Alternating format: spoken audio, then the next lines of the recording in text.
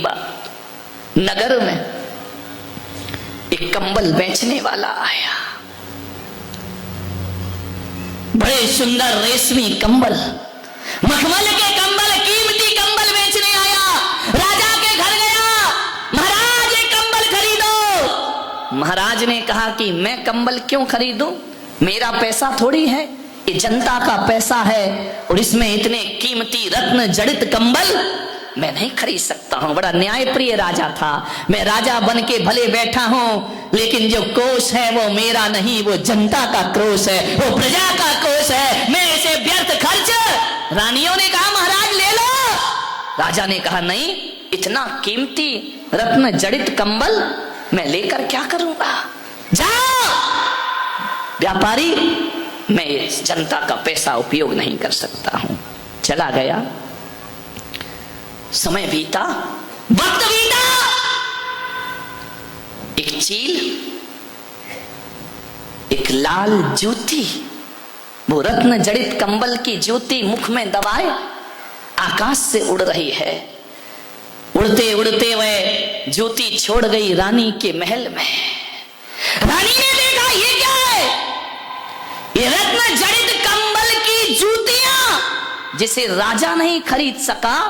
कौन है इस नगर में ऐसा जो रत्न जड़ित जूतियां खरीद बनाता है। इतनी कीमती जूतियां कौन पहनता है। राजा के पास जूतियां पहुंची। राजा ने कहा पता करो किसने खरीदी ये जूतियां, किसने। पता चला कि वो जूतियां किसी और ने नहीं, नगर सेठानी ने खरीदी। वो कंबल खरीदे और उस कंबल से, उस रत्न जड़ित कंबल से अपने पुत्र के लिए उसने जूतियों का निर्माण कर दिया। जिसे राजा खरीद ना सका उसे सेठानी ने अपने बच्चों को नाच से पाला, बड़े अरमानों से पाला। रत्न जड़ित कंबल की जूतियां बनाकर अपने बच्चे को पहना दी। ये पहना कर मेरे बच्चे।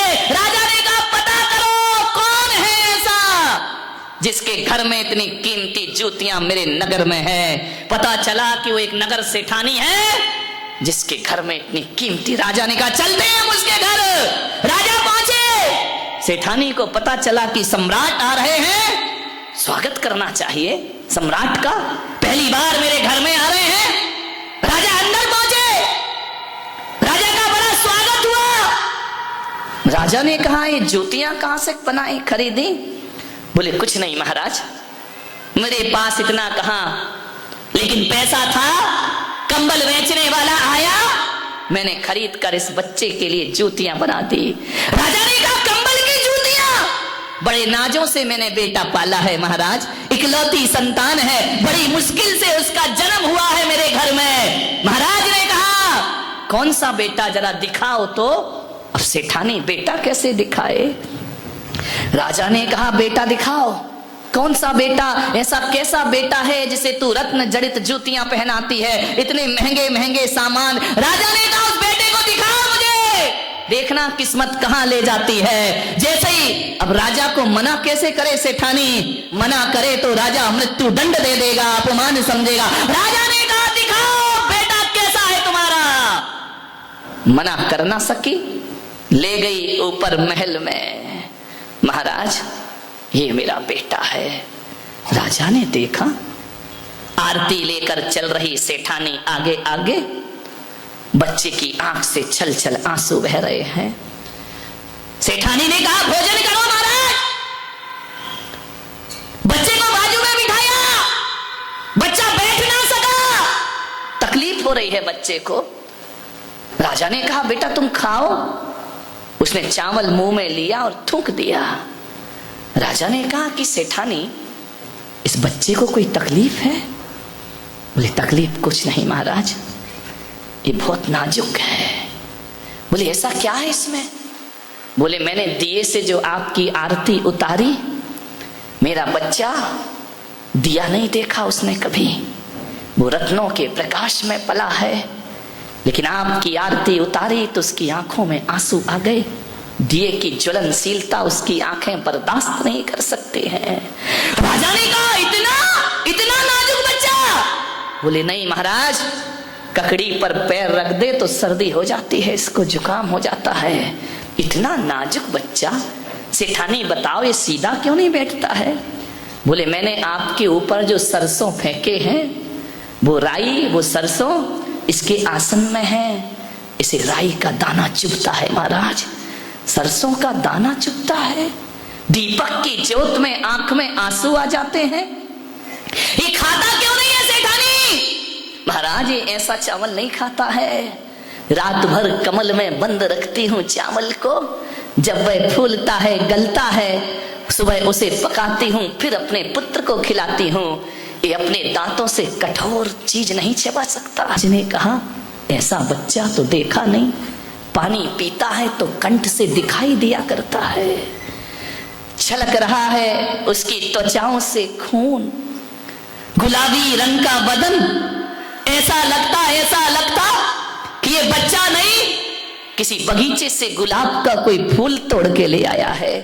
राजा ने हाथ से छुआ, उंगलियों के निशान बन गए बच्चे पर। राजा ने कहा ये भी बड़ा अजूबा है, कभी सूरज की रोशनी ना देखी, कभी बाहर का दृश्य ना देखा, बंद कमरे में जीवन बीतता गया, जवान हुआ वो बच्चा, बाहर नहीं निकलने दिया, सारी सुविधाएं उस महल के अंदर।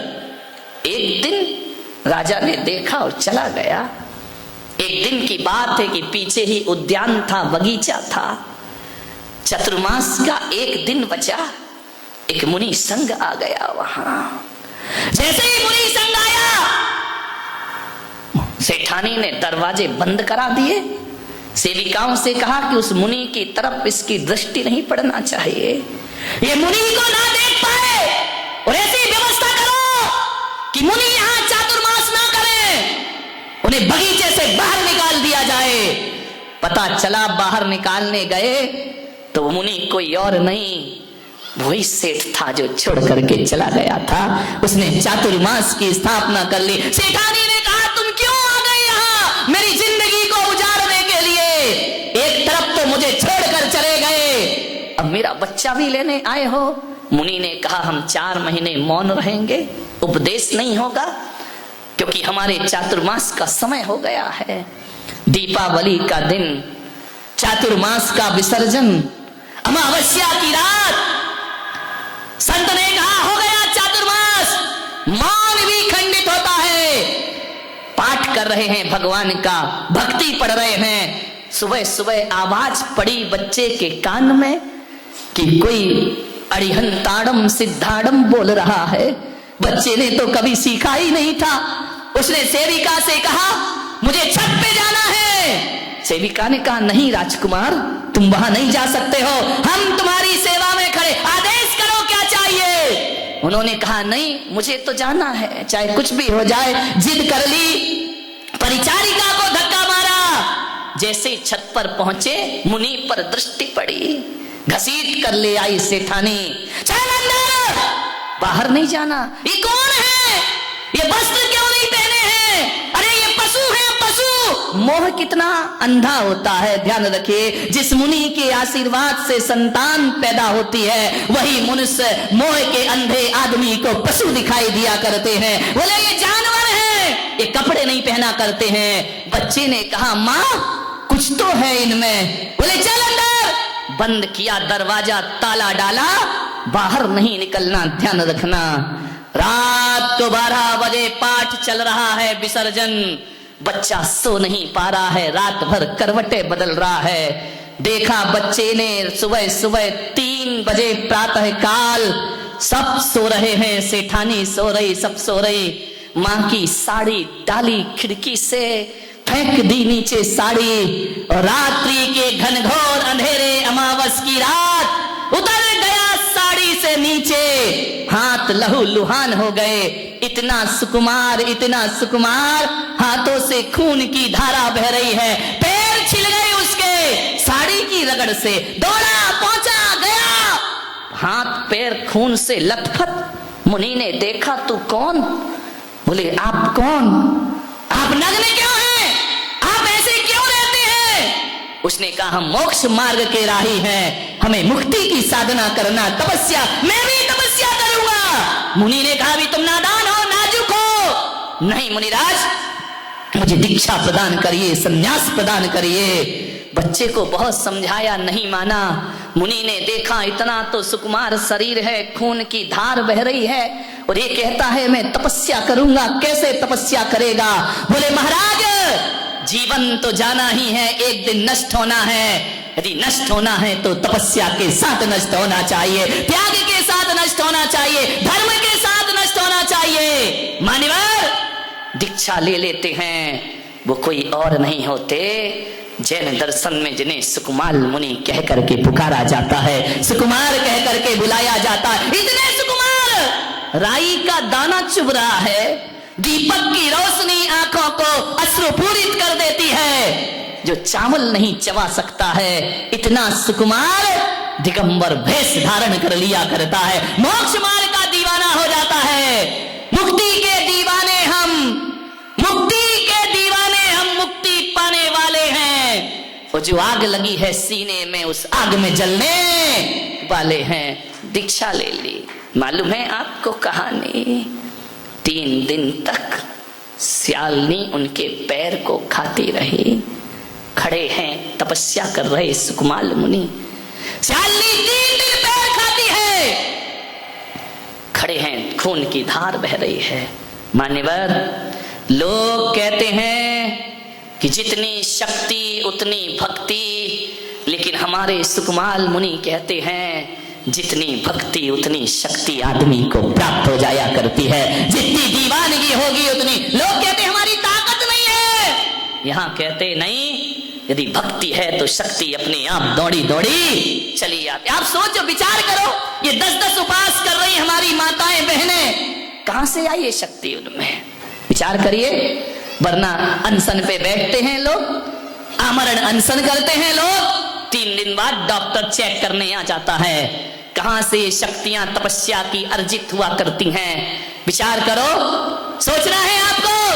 3 दिन भोजन ना मिले तो प्राण संकट में पड़ जाते हैं। और आपके इसी बारामती में एक व्यक्ति 32 उपास की साधना कर रहा है। ध्यान रखना, 26वां उपास जिनका आज है। ऐसे आते हैं मेरे कमरे में सीढ़ियां चढ़ करके। मैं कहता हूं कोई कमजोरी नहीं महाराज, कोई कमजोरी नहीं। मैंने कहा कोई तकलीफ? कोई तकलीफ नहीं। मान्यवर कहां से आती है ताकत? 32 उपास इस कलयुग में करना बच्चों का खेल नहीं हुआ करता है। मान्यवर हम तो कह देते हैं साधना कर रहे हैं, इन्हें प्रणाम करो, इन्हें हाथ जोड़ो, कठिन साधना हुआ करती है। मान्यवर ऐसे ही लोग ये उपवास कर रही हमारी माताएं बहनें, 10-10 दिन का उपवास, ये व्यर्थ नहीं है।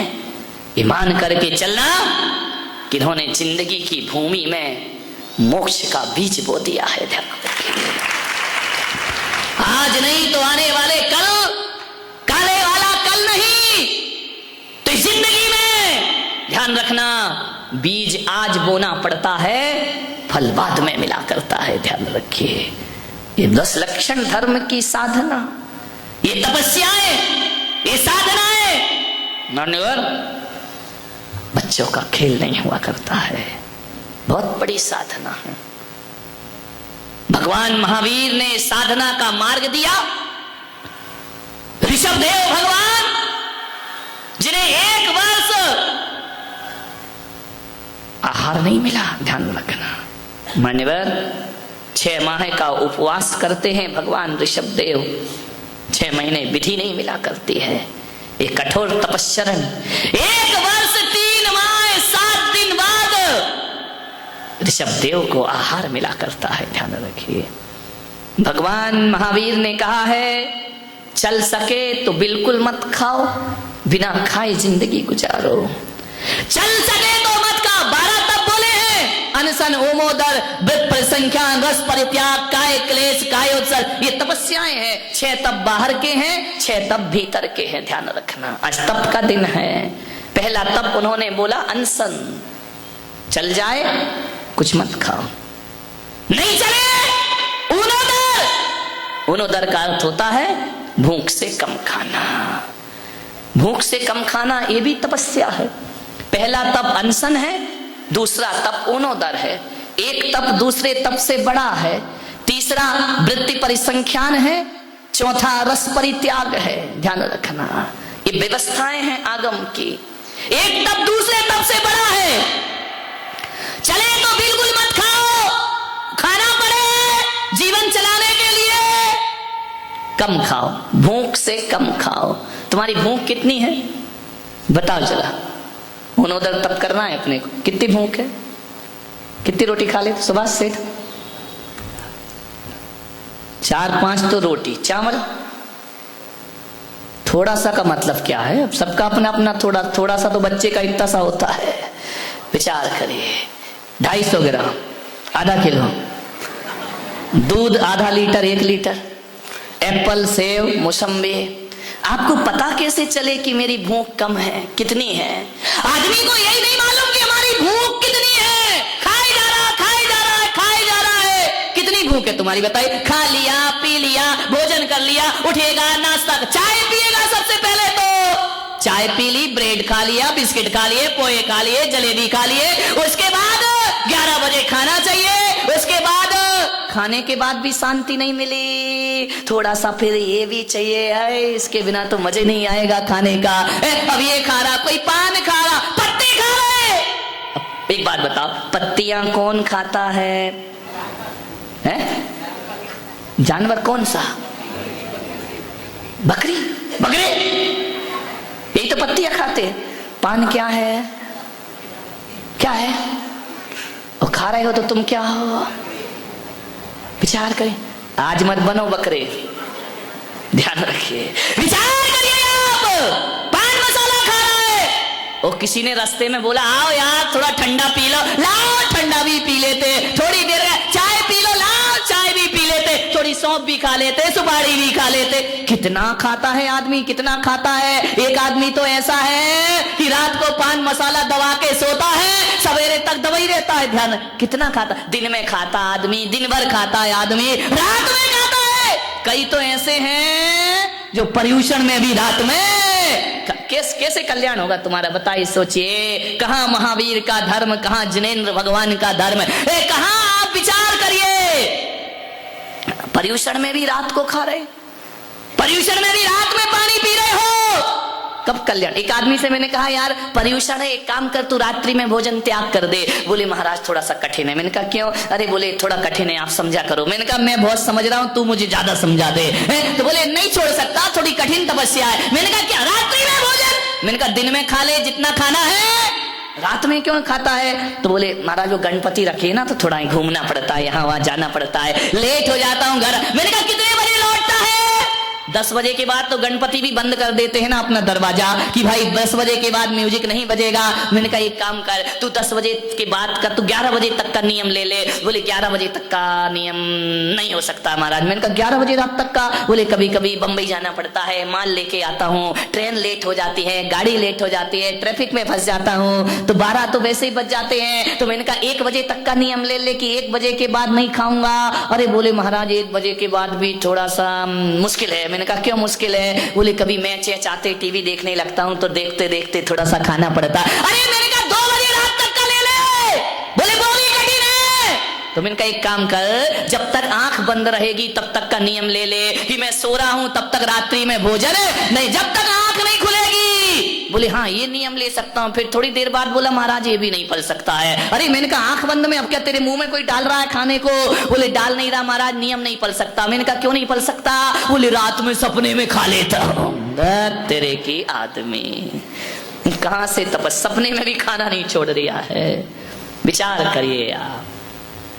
करहूं तपस्या दे सो, ध्यान रखिए तपस्या का मार्ग है। 4 तप तो भोजन से संबंधित हैं। अनशन खाना ही नहीं, उनोदर कम खाना, वृत्ति परिसंख्यान नियम लेके खाना, अटपटे संकल्प लेकर के। वो विधि मिल जाए तो रस परित्याग, जो थाली में रखा है उसमें से एक चीज निकाल करके खाना, ये तपस्या का क्रम हुआ करता है मेरे भाई। मान्यवर कैसे पता चले कि आपकी भूख कितनी है? कितनी भूख? दिन भर तो खा रहे हो, खा कहाँ रहे, चल रहे हो भाई। भूख पता कैसे चले? अजित सेठ अपनी भूख कितनी? नहीं नोट की नहीं, नोट की तो जिंदगी खत्म नहीं होती। आज चेहरे पे चमक है अजीत सेठ के, आज बोली अच्छी गई है ना, मजा आ गया। ध्यान रखिए, आपको सोचना है कितनी भूख है आपकी। आचार्यों ने बताया कि पहले अपनी भूख पता करो, फिर उससे कम खाना। कितनी भूख है, आदमी परफेक्ट नहीं बता पा रहा है कि मैं कितना खाता हूं। आचार्य ने कहा पहले अनशन करो, आज का उपवास करो। ध्यान रखना, उपवास के बाद पेट क्या हो जाएगा, पूरा खाली हो जाएगा। फिर कल देखना कि मैं कितना खाता हूं एक बार में। उपवास के बाद, समझ में आ रहा, उपवास के बाद ज्यादा नहीं खा सकता आदमी। ये 10 उपवास कर रहे हैं, पारणा वाले दिन उपवास कठिन नहीं होता, पारणा कठिन हो जाती है।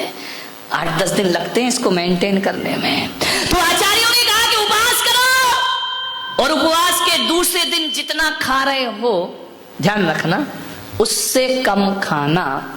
वो ऊनोदर नाम का तप हुआ करता है, उसे ऊनोदर कहा जाता है। ऐसा नहीं कि एक को कहा हमारे बुंदेलखंड में कि भाई उपवास है, तो कल उपवास है तुम्हारा, बोले एक आसन है, बोले एक टाइम खाओगे, बोले हाँ। 10 बजे बैठ गई बुढ़िया खाने को। अब 10 बजे बैठी, 11 बज गए, थोड़ा थोड़ा, बोले मैं दोबारा नहीं खाऊंगी, एक ही आसन में बैठ के खाऊंगी, उठूंगी नहीं। अब उसने आधी रोटी, 1 रोटी, चावल, दाल। अरे बोले उठो अम्मा, अरे बोले एक आसन है, अभी कैसे उठो। बैठी खाए जा रही, खाए जा रही। अब बोले 12 बज गए, बोले रुक जा, थाली रखी रहने दे, सामायिक भी यहीं कर लेते हो। उठ गई तो 2 आसन हो जाएगा, उठना नहीं है, एक आसन, एक बार में बैठ के खाना है। सामायिक वहीं कर ली, फिर उठी सामायिक से, फिर खाने लगी। रात सो गई थोड़ी देर, फिर उठ के खाने लगी। अब विचार करिए, 3 घंटे नहीं उठी अम्मा। बोले क्यों नहीं उठी, बोले एक आसन है, ध्यान रखिए, ऐसा एक आसन है तुम्हारा। शनिवार को टेंशन शुरू हो गया, बोले क्यों, रविवार आ गया, नमक का त्याग। ये नमक, सवेरे से उठी बहू, बोले क्या, बोले बादाम का हलवा बना लेना। अरे तो बोली अम्मा मंदिर जा रही कि हलवा बता के जा रहे। अरे बादाम का हलवा बना लेना। और एक काम करना, दूध आ जाए तो थोड़ा मावा बना लेना। अम्मा जी क्यों, अरे बोले थोड़ी रबड़ी बना लेना। बोले क्यों, बोले थोड़े से गुलाब जामुन बना देना। अरे उसने कहा अम्मा क्यों हो रही है तैयारी, बोले आज रविवार है, नमक नहीं खाना है। तेरे के एक नमक छोड़ गई, इतने आइटम बनवा लिए। बोले आज तो मीठा ही मीठा खाऊंगी, मालपुए खाऊंगी, जलेबी खाऊंगी, गुलाब जामुन खाऊंगी। बोले क्यों, बोले इसमें नमक नहीं होता है। अब विचार करो, बाहरी तुम्हारी तपस्या, 2 रुपए का नमक छोड़ के 500 का माल खा गई। ध्यान रखना, इससे अच्छा तो रोटी खा ले, नमक ही खा लेती। 2 रुपए के नमक में पेट भर जाता, 500 का माल चट कर गई। बोले क्या है, बोले उपवास है। वाह रे तुम्हारा उपवास। विचार करो, रात में नहीं खाते, बोले क्या करें, अब थोड़ा सा सिंगदाना को फ्राई कर लीजिए, तल लीजिए, वो खा लेंगे। विचार यही चलता, केले के चिप्स ले आओ, बोले क्यों, रात्रि भोजन। तेरे का त्याग, 2 किलो दूध पी गया, आधा किलो सिंगदाना खा गया। बादाम चल रही है, काजू चल रहे हैं, फ्राई, काली मिर्च डले, नमक डले, घी में फ्राई। कौन बोला महाराज मुंह में पानी आ रहा है। काजू खा गए, किशमिश खा गए। बोले क्यों, हमने कहा ये क्या है, बोले रात्रि भोजन त्याग है। तेरे की, इससे अच्छा 2 रुपए की रोटी खा लेता भाई। ये 500-500 रुपए किलो का काजू खा रहा है, बोल रहा है कि हमारा रात्रि भोजन त्याग है। ये त्याग है, ये आसक्ति है। एक बात बताओ, जो रात्रि में फलाहार करते हैं, रात्रि में दूध पीते हैं, हमारे यहाँ क्यों त्याग करा गया रात्रि भोजन का? इसलिए तो कराया गया ना कि इसमें जीव गिर जाएंगे, सूक्ष्म जीव गिरेंगे, हिंसा हो जाएगी, पाप लगेगा, मांसाहार का दोष लगेगा। अब जो व्यक्ति फलाहार खा रहा है, काजू खा रहा, किशमिश खा रहा, बादाम खा रहा, हलवा खा रहा है, रबड़ी खा रहा है। अब एक बात बताओ, सारे जीवों ने मीटिंग करी है बैठ करके? नहीं कोई मीटिंग कॉल की हो कि भाई सब बैठो। बोले क्यों? बोले आज से अपन लोग नियम ले लो कि अपन लोग रात्रि में, जो जैनी लोग नहीं खाते हैं ना, तो अन्न में ही गिरेंगे, अपन फलाहार में नहीं गिरेंगे। ऐसा कोई मीटिंग, कोई प्लान किया है कि फल में नहीं बैठना, दूध में नहीं बैठना, मावा मिश्री में नहीं बैठना? बोले क्यों? बोले जैनी खाता है इसको। ऐसी कोई प्लानिंग है क्या? ध्यान रखना, जीव राशि तो भाई अन्न में भी मरती है और फलाहार में भी मरा करती है। वो कोई रात्रि भोजन त्याग नहीं है। 900 चूहे खा के बिल्ली हज को चल। ये तपस्या हमारी, इच्छा निरोधा तपहा, ध्यान रखिए।